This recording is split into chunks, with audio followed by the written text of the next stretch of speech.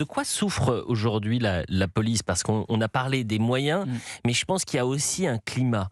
Et la grande tartufferie, et je le répète, et je ne le répéterai jamais assez, c'est qu'aujourd'hui, tous les médias seront tournés vers cette mobilisation des forces de l'ordre. Et puis demain, s'il y a une situation complexe avec une petite séquence de 5 secondes, eh bien là, on va parler violence policière, on va parler racisme systémique. Victor Hérault.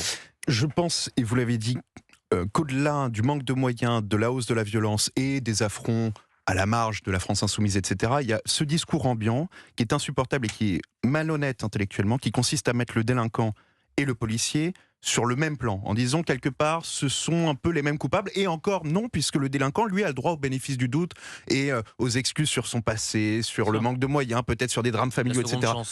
La seconde chance ou la 14e chance, le policier n'a jamais le droit à cet élément-là dans le procès médiatique, et j'ajoute qu'en plus c'est une double malhonnêteté intellectuelle, d'une part parce que le policier, on oublie de le rappeler, a le monopole de la violence légitime, contrairement aux délinquants ou contrairement à n'importe qui d'autre dans ce pays, et deuxièmement parce qu'on oublie de rappeler que la position du protecteur est 1000 fois plus difficile que la position de l'assaillant, dans le sens où le protecteur, lui, doit réagir face à un assaillant, et il doit en un quart de seconde trouver le bon geste, le geste proportionné, veiller en stoppant l'assaillant à ce que personne ne soit blessé, l'assaillant même à ce qu'il ne soit pas blessé ou autre, ou pire. Donc on oublie de se mettre à chaque fois dans les baskets du policier qui agit. Mathieu Hoc. Et même au-delà de cela, c'est qu'aujourd'hui, dans un climat où les forces de l'ordre, de plus en plus, s'auto-censurent.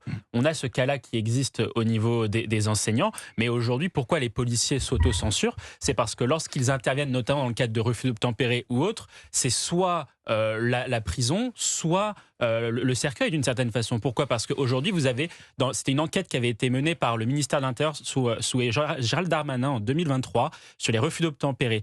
20% des cas de refus d'obtempérer mettent directement en jeu la vie du policier ou la vie d'un riverain. Or seulement, donc c'est-à-dire que le policier doit réagir et doit utiliser son arme. Le problème étant que les policiers utilisent leur arme dans moins de 1% des cas. Donc 20% de refus d'obtempérer dangereux, 1% d'utilisation des armes. Pourquoi cela? Parce qu'aujourd'hui, les policiers sont un des corps de la société, des corps de la fonction publique les plus contrôlés. Il y a 3 enquêtes par jour de l'IGPN contre un policier, et dès lors qu'un policier utilise son arme, de toute façon, il y aura une enquête. Et c'est ça aujourd'hui un des problèmes, c'est l'autocensure, parce qu'un policier aujourd'hui ne peut pas bien faire son travail.